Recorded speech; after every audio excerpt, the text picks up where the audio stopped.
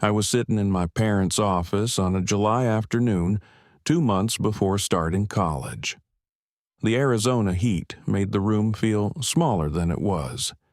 My dad cleared his throat while my mom twisted her wedding ring.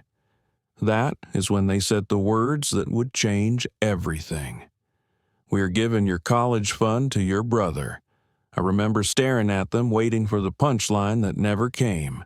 18 years of promises, birthday money from grandparents, every holiday check carefully deposited, all of it gone. The acceptance letter from Arizona State University sat on my desk at home, and suddenly my entire future felt like it was crumbling. Before I tell you how everything unfolded, I would love to know where you are watching from. Drop your location in the comments, hit that like button, and subscribe if you want to hear how someone can take everything from you and still end up losing. Now, let me take you back to where it all started. I grew up in Phoenix in a modest 3-bedroom house where the air conditioning bill was always too high, and my dad complained about it every summer. My father worked as an accountant for a mid-sized firm downtown, spending long hours during tax season hunched over spreadsheets. My mother was a nurse at the local hospital, working rotating shifts that meant some nights she got home after I was already asleep. They were not wealthy, but they were stable, and from the time I turned 6 years old, they started putting money aside specifically for my education. I still remember my 6th birthday party in our backyard. After blowing out the candles on my dinosaur cake, my dad sat me down and explained that every birthday, every Christmas, every time relatives gave me money, a portion would go into something called my college fund. He made it sound magical, like we were building something important together. My grandparents contributed. My aunt sent checks every year on my birthday. Even my parents' friends would slip $20 bills into cards with notes about investing in my future. By the time I was old enough to really understand what it meant, the fund had grown to nearly $55,000. I had seen the statements. My parents would show me the balance every few years, proud of what we had built together. "Education is everything, son." My father must have said that phrase 1,000 times throughout my childhood. He would tell me stories about how he wished he had finished his degree, how it limited his career options. My mother would talk about going back to school someday to become a nurse practitioner. They poured all their unrealized dreams into me, and I carried them willingly. I actually loved school. I loved the logic of math problems, the satisfaction of a well-written essay, the way my debate coach nodded when I made a strong argument. I was not the most popular kid, but I had my circle. I volunteered at the public library every Saturday morning, helping elderly patrons navigate the computer system. My grade point average hovered around 3.8. I was not perfect, but I was solid, reliable, the kind of student teachers wrote good recommendation letters for. Then there was Trevor, my brother, 4 years older, who moved through life like he was perpetually auditioning for a reality show about entrepreneurs. Trevor had always been the golden child in a way I never quite understood. He had charm, I will give him that. He could walk into a room and somehow become its center within minutes. But charm does not pay bills, and Trevor's track record proved that repeatedly. He had started community college right after high school with big plans about studying business management. He dropped out after 1 year, claiming the professors did not understand real-world applications. Then came the sales job at a car dealership, which lasted 3 months before he quit, saying his manager was holding him back. He tried personal training next, getting certified and posting workout videos online. That fizzled out when he realized he actually had to wake up early and deal with clients who were not as motivated as he wanted them to be.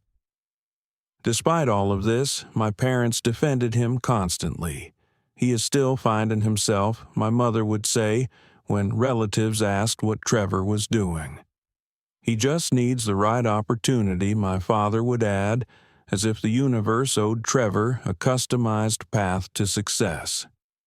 Meanwhile, Trevor lived rent-free in the converted garage which my parents had renovated for him with new drywall and carpeting.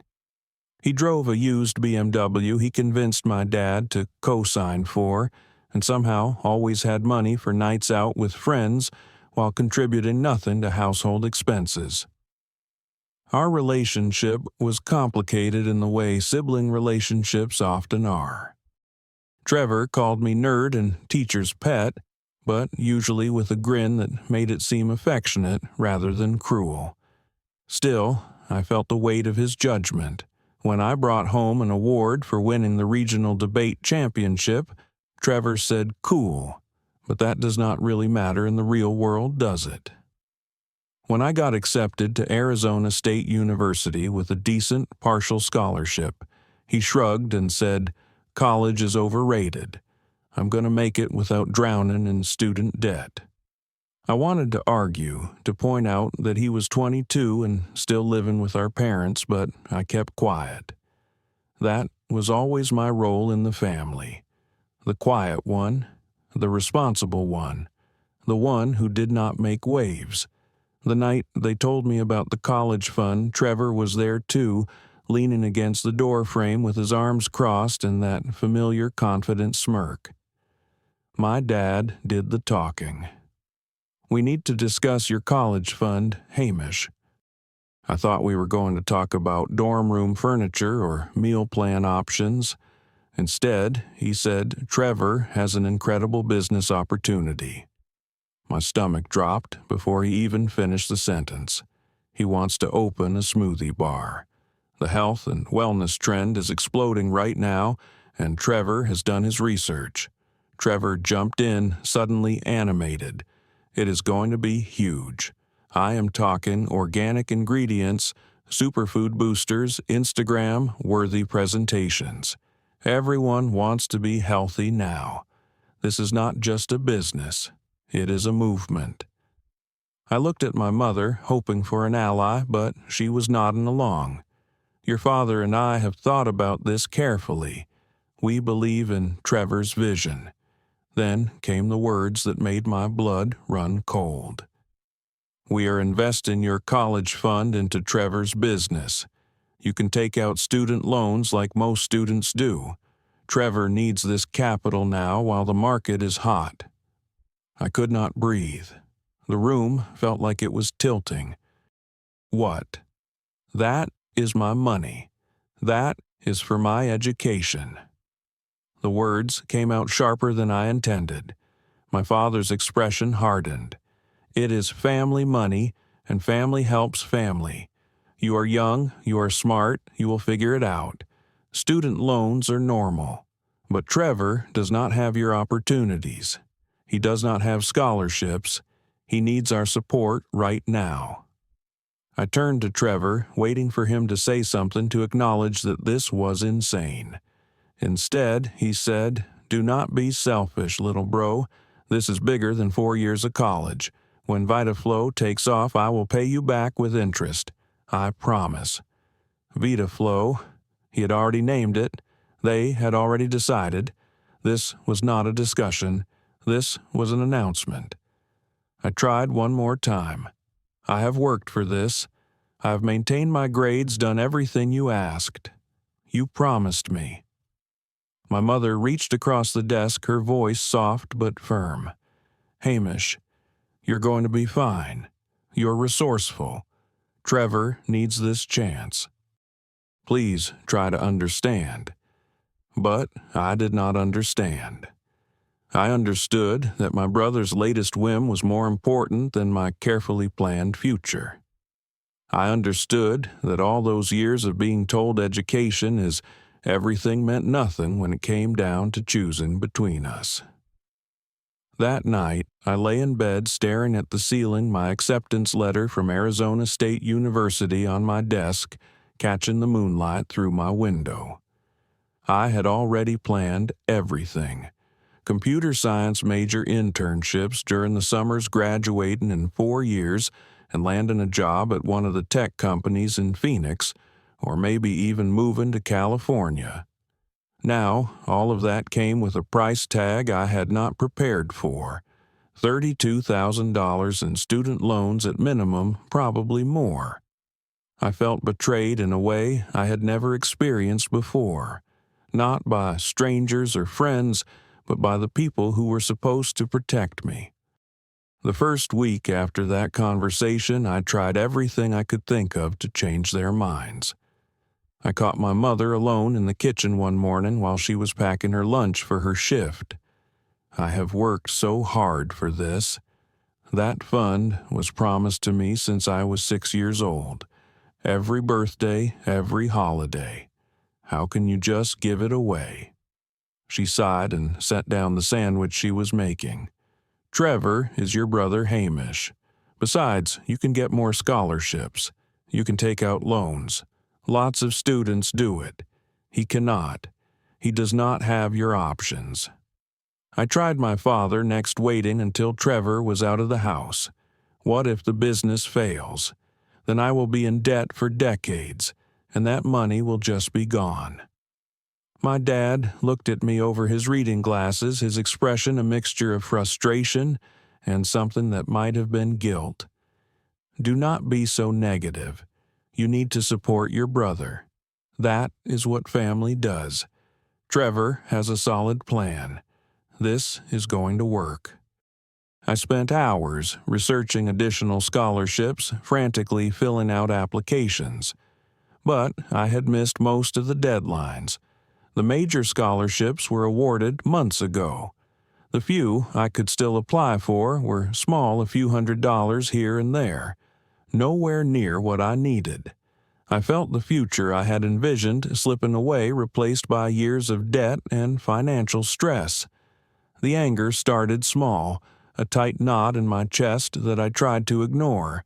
But it grew every time I saw Trevor watching television in the middle of the afternoon or heard my parents excitedly discussing his business plans. By mid-August, Trevor had found a location in downtown Tempe, not far from the university campus. He claimed it was perfect positioning to capture the student market.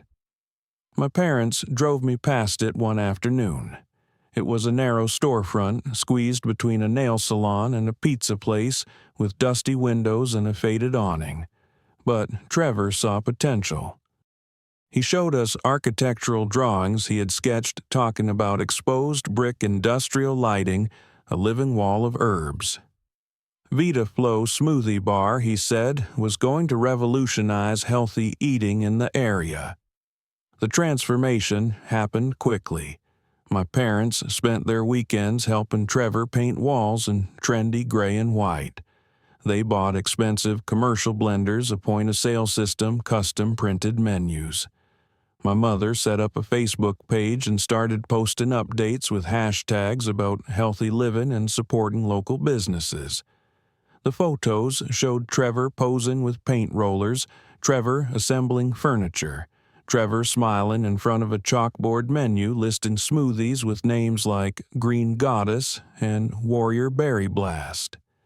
Not a single post mentioned that I was starting college in 2 weeks. Not one. The grand opening was scheduled for the last weekend of August, right before my classes started. My parents insisted I attend. "We need to show family support," my mother said. "This is important for Trevor." So I stood there in the crowded little shop, watching neighbors and family friends congratulate my brother, telling him how brave he was to follow his dreams. The smoothies were $12 each. $12 for blended fruit and some protein powder. I watched customers wince at the prices, saw them order the smallest size. The location was problematic too. Yes, it was near campus, but it was tucked away on a side street with limited foot traffic. The nearby office buildings that Trevor counted on for lunch crowds were mostly vacant victims of the shift to remote work. Trevor had hired 2 employees, both friends from high school, who seemed more interested in taking photos for social media than actually working. He printed business cards that said Trevor Morrison, CEO and founder. He talked constantly about expansion plans, about opening locations in Phoenix and Scottsdale, about getting featured in local magazines. My parents ate it up. They posted about him, constantly shared every review, treated him like he had already become the next big success story. Meanwhile, my departure for college was treated as routine, almost invisible. I moved into my dorm on a Wednesday. My parents helped me carry boxes up 3 flights of stairs because the elevator was broken. My room was small, with cinder block walls and a window that looked out onto a parking lot. My roommate had not arrived yet, so I unpacked in silence while my parents made the bed and organized my closet. When it was time for them to leave, my mother hugged me and said, "Work hard, sweetie." My father shook my hand and handed me $50 for emergencies. Then they left to go help Trevor with some supplier issue. I sat on my bed in that empty dorm room and felt more alone than I ever had in my life. But alongside that loneliness was something else. Determination. If they were not going to help me, fine. I would do this myself. I would prove I did not need their money or their support. I would succeed in spite of them, not because of them. The student loans came through quickly, $32,000 that would follow me for years. I signed the papers, feeling sick, knowing that this debt would affect every decision I made for the foreseeable future. But I did not have a choice. I needed that money to stay in school.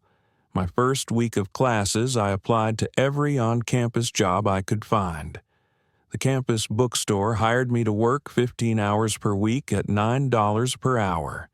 It was not enough. I found a second job, waiting tables at a chain restaurant near campus, working Friday and Saturday nights when the tips were best. My schedule became brutal. Classes from 8 in the morning until 3 in the afternoon. Work at the bookstore from 4 until 7. Homework and readings until 10. Then Friday and Saturday nights at the restaurant serving families and couples and drunk college students until midnight, or later my feet aching and my head pounding. I would get back to my dorm around 1 in the morning, smelling like grease and exhaustion, and still have assignments to finish. I survived on coffee and adrenaline, falling asleep over my laptop more nights than I could count. By October, I was exhausted down to my bones, but I was keeping up. My grades were solid, not as high as high school, but respectable. I had made a few friends, mostly other computer science majors who understood the workload. We would study together in the library, quiz each other before exams, share notes when someone had to miss class. For the first time, I felt like I was building something that was truly mine, not an extension of my parents' expectations or my brother's shadow. It was hard and lonely and overwhelming, but it was mine. Thanksgiving break arrived, and I was genuinely looking forward to going home. I missed my own bed-home cooked meals, even just the familiar sounds of the house. I thought maybe my parents would ask about school, want to hear about my classes and my new friends. Instead, the entire 4-day weekend revolved around Trevor and VitaFlow. Dinner conversation was dominated by discussion of foot traffic patterns and social media engagement rates. My father asked Trevor detailed questions about revenue projections. My mother showed me Instagram posts from customers pointing out the beautiful presentations. I tried to contribute, mentioning a project I had worked on for my intro to programming class that my professor had praised. My dad said, "That is nice, honey," and immediately turned back to Trevor to ask about his suppliers. At Thanksgiving dinner itself, surrounded by extended family, Trevor held court at one end of the table. He talked about potential investors, about plans to introduce a juice cleanse program, about getting verified on Instagram. Aunts and uncles nodded along, impressed by his confidence. When it was my turn to share, I mentioned that I had made the dean's list for my first semester. My grandmother said, "That is wonderful, dear." And then my uncle asked Trevor if he was going to franchise the smoothie bar. I sat there picking at my turkey, feeling invisible. This was the pattern of my entire childhood, I realized. Trevor got the attention, the praise, the benefit of the doubt. I got the expectations, the responsibility, the assumption that I would be fine no matter what. And maybe I would be fine. But that did not make it hurt any less. I also started noticing cracks in the VitaFlow facade. My mother mentioned in passing that business had been slower than expected. Winter is always tough for smoothie places, she said, making excuses. Trevor complained about college students being cheap, not willing to pay for quality. He blamed his employees for not being enthusiastic enough the location, for not having enough park in the weather, for being unseasonably cool. It was never his fault. It was never that his prices were too high or that his business plan was flawed. It was always external circumstances conspiring against him. Just before Christmas, I overheard my mother on the phone with my father. She was worried. VitaFlow was barely breaking even. Trevor was asking for more money for marketing. My parents incredibly gave it to him. $15,000 from their retirement savings money they had been carefully setting aside for decades. I found out because my dad accidentally left a bank statement on the kitchen counter. I stared at that number, feeling a fresh wave of anger. They had given Trevor my college fund, and now they were giving him their own future, too. Christmas that year was uncomfortable. Trevor received expensive gifts, a new laptop for managing the business, high-end headphones, designer clothes. I got a cheap sweater from a department store and a generic gift card. My parents seemed distracted, stressed. I caught them having hushed conversations that stopped when I entered the room. On Christmas night, lying in my childhood bed, I made a decision. I was done expecting anything from them. I was done hoping they would suddenly realize how unfairly they had treated me. From now on, I would focus entirely on myself. They had made their choice. Now, I would make mine. Winter turned to spring, and VitaFlow's situation deteriorated. I heard about it through fragments of phone conversations when I called home, through my mother's increasingly strained voice when she talked about the business. By March, Trevor had lost both of his employees.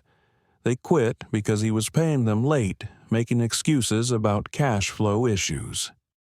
He tried running the place himself for a few weeks, but Trevor was not built for the grunt work of daily operations.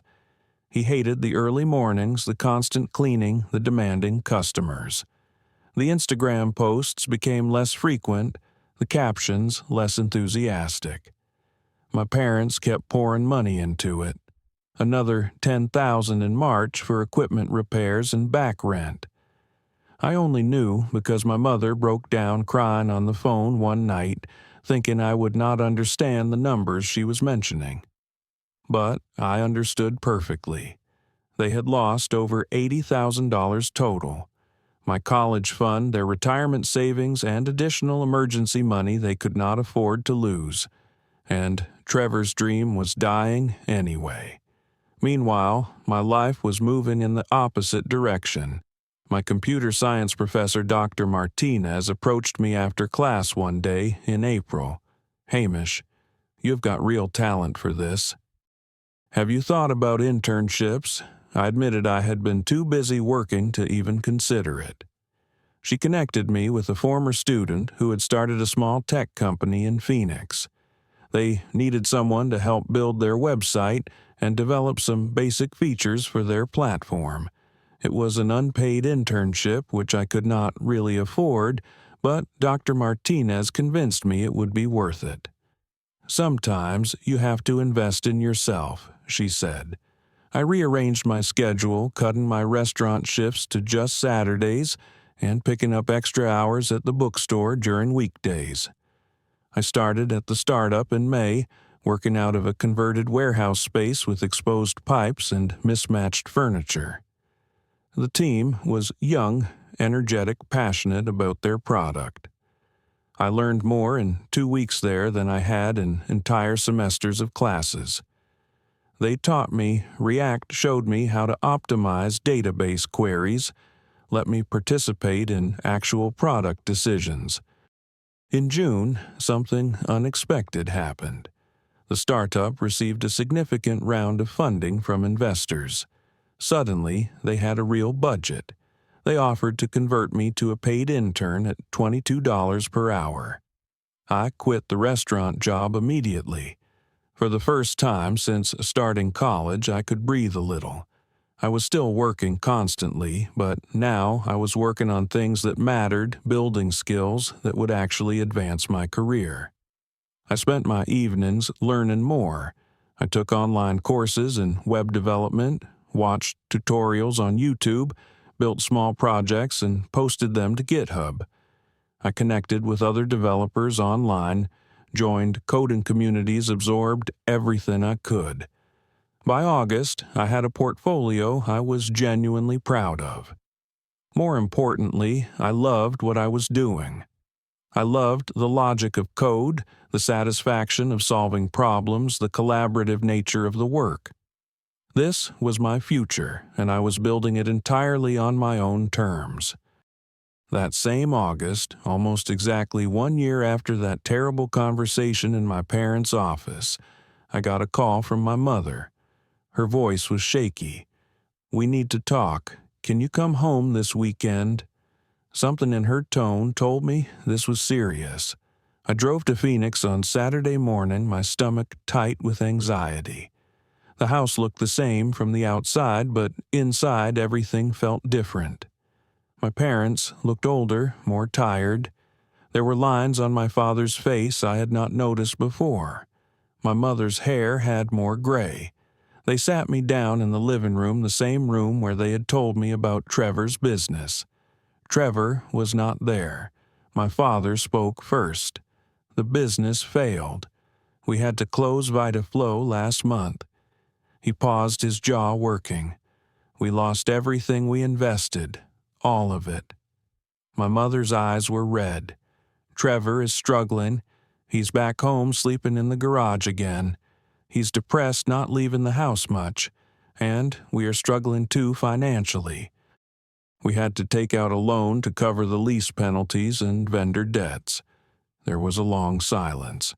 Then my father said the words I had been both expecting and dreading. "We need your help."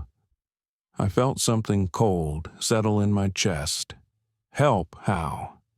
My mother leaned forward. "Maybe you could lend us some money, just to get through the next few months. Or Trevor needs to get out of the house, get back on his feet. Maybe he could stay with you for a while just until he finds work." I sat there looking at these two people who had raised me, who had fed me and clothed me and driven me to school every day for 12 years. These people who had also taken my future and gambled it on my brother's fantasy. "You're doing well at school, right?" my father continued. "You must have some savings from your job." The laugh that came out of me was bitter. Savings. I'm still paying off my student loans. I work 40 hours a week on top of full-time classes. I have maybe $800 in my bank account, but even if I had more, I would not give it to you. The words came out harder than I intended, but I did not take them back. My mother looked shocked. "What, Hamish? We are your parents. Family helps family." I stood up, my hand shaking. "That is exactly what you said when you took my college fund. Where was family then? When I was working 2 jobs and barely sleeping, when I was eating ramen noodles for dinner because I could not afford anything else? Where was family when I needed help? My father stood too, his voice rising. We thought we were helping Trevor. We thought the business would work. It was a mistake, but we did what we thought was right. I felt years of suppressed anger bubbling up. No, you did what was easiest. You gave Trevor whatever he wanted because that is what you have always done. You took my future and handed it to him because he asked for it. And now you want me to bail you out, to take care of Trevor again. My mother was crying now. We are sorry. We realize now that we made the wrong choice, but we are still your parents. You cannot just abandon us. I grabbed my keys from the coffee table. I am not abandoning you. I am choosing myself for once. I have student debt because of your choice. I worked myself to exhaustion while watching you fund Trevor's dream. I am not your backup plan. I am not the responsible one who will fix everything while Trevor gets another free pass. Trevor appeared in the hallway, then looking disheveled and smaller than I remembered. Hamish, I am sorry. I really am. I know I messed up. I turned to face him. You called me selfish when I questioned this. You took my college fund and acted like I was the problem for not being supportive. Now, you want me to support you again? Figure out your own life, Trevor. I am done being your safety net. I walked to the door. My mother called after me, Hamish, please. But I did not stop. I got in my car and drove back to campus, my hands gripping the steering wheel so tight, my knuckles turned white. When I got to my apartment, I blocked my parents' number for a month. I needed space. I needed silence. I needed to not feel guilty for choosing myself. The conversation left me shaken, but also strangely free. For years, I had carried the weight of their expectations, their disappointments, their priorities. Now I was cutting that weight loose. They had made their choices. I had made mine. Whatever happened to them from this point forward was not my responsibility. Months passed. I threw myself into work and school with renewed focus. The anger that had fueled me began to transform into something more productive. Determination, ambition, a clear vision of the life I wanted to build. In September, the startup offered me a full-time position to begin after my graduation. $75,000 per year, full benefits, stock options. I accepted immediately, feeling a rush of validation. All those late nights, all that sacrifice, it was paying off. I graduated in December, 6 months early. I had taken extra classes, tested out of electives, and worked through summers. I walked across that stage in my cap and gown, and my parents were not there. I had not invited them. My friends cheered for me. Dr. Martinez gave me a hug and told me she was proud. That was enough. By the following summer, I had been promoted to senior developer. My salary jumped to $115,000. I paid off my student loans aggressively, throwing every spare dollar at them. 18 months after graduation, I made my final payment. The weight that lifted from my shoulders was immense. I was free, truly free. No debt, no obligations, no one to answer to but myself. I rented an apartment in Scottsdale, a modern place with a balcony and a view of the mountains. I bought furniture I actually liked instead of second-hand pieces from Craigslist. I joined a gym, started rock climbing on weekends, went on dates without worrying about splitting bills. For the first time in my adult life, I could breathe without calculating costs. I had built this life entirely on my own, and it was better than anything I had imagined back in that stuffy office when I was 18 years old. I started doing freelance work on the side, taking on projects that interested me. That brought in an additional $20,000 to $30,000 per year. I opened investment accounts, started saving for a house, actually thought about the future without feeling anxious. Professional headhunters reached out regularly. I had options. I had security. I had built myself a foundation that no one could take away from me. My parents tried to reach out occasionally through relatives. My aunt would text me, "Your mom misses you." Your grandmother would call and mention how hard things were for my parents. I listened politely, but did not change my mind. I was not punishing them. I was protecting myself.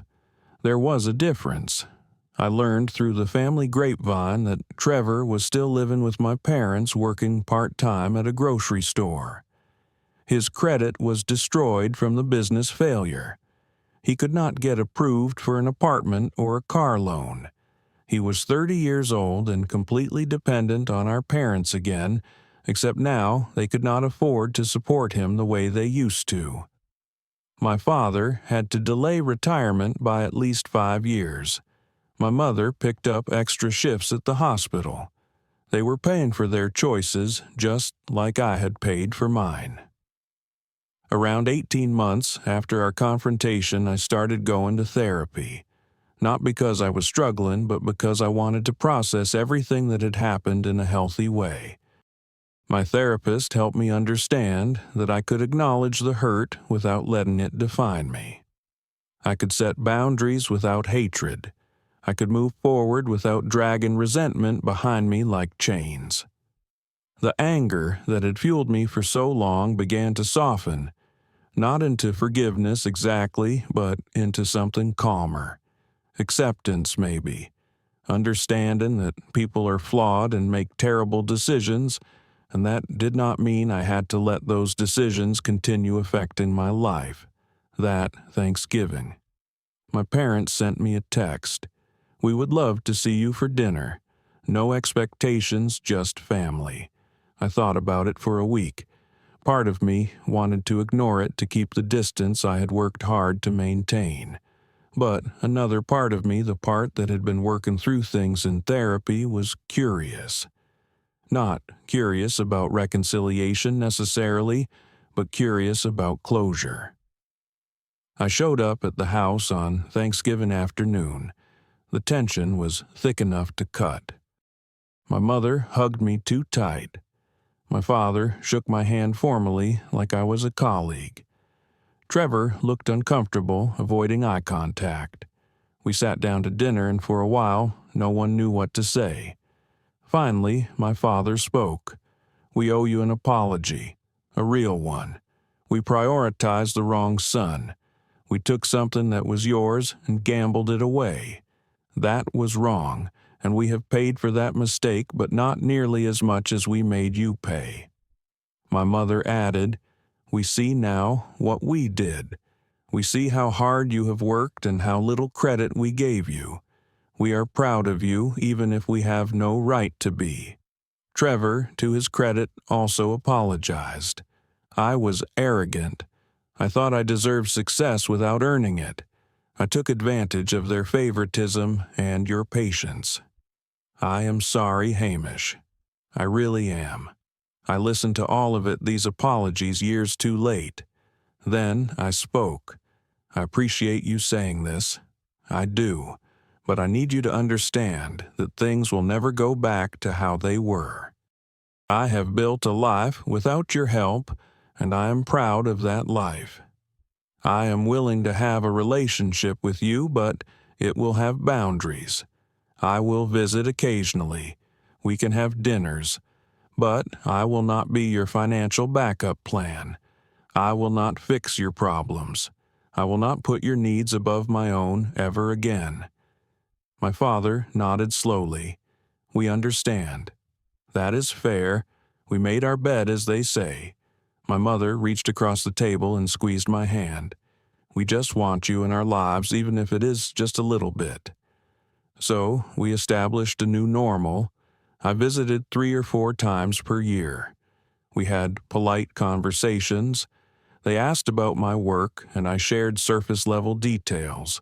They updated me on their lives, and I listened without offering solutions. Trevor and I were cordial but distant, like acquaintances rather than brothers. It was not warm, but it was honest. And honestly, that was all I had the capacity for. 2 years after graduation, I looked at my life and felt something I had not felt in a long time. Pride. Pure, uncomplicated pride. I had a career I loved. I had financial security. I had friends who valued me. I had my own apartment, my own car, my own life built on my own terms. The scared, angry 18-year-old who had sat in that office listening to his future being given away felt like a different person. That version of me had been hurt, but he had also been stronger than he knew. Losing that college fund was the worst thing that ever happened to me, but, in a strange way, it was also the catalyst for everything good that came after. I learned that I did not need anyone's money to succeed. I needed my own determination, my own work ethic, my own refusal to give up. My parents had tried to teach me that family comes first, but they accidentally taught me something more valuable. You come first. Your dreams, your future, your well-being. You cannot set yourself on fire to keep other people warm, even if those people raised you. Trevor learned his own lessons, though I'm not sure he has fully processed them yet. He learned that shortcuts do not work, that confidence without competence leads nowhere, that real success requires discipline, humility, and the ability to learn from failure. Whether he applies those lessons is up to him. It is not my job to teach him any more.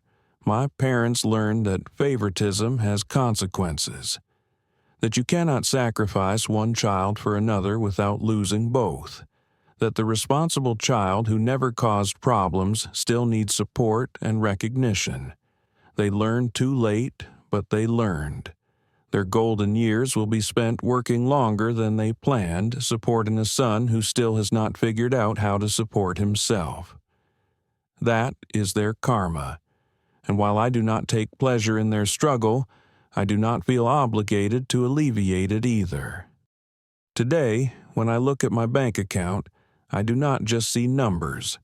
I see every early morning shift at the bookstore, every late-night coding session, every sacrifice, every moment of doubt, every time I wanted to quit but pushed through anyway. I earned every single dollar myself, and no one can ever take that away from me. My family wanted to give Trevor a head start. Instead, they gave me something better, a reason to prove I never needed them in the first place. They gave me hunger resilience and the absolute certainty that I could survive anything. I do not know what your story is.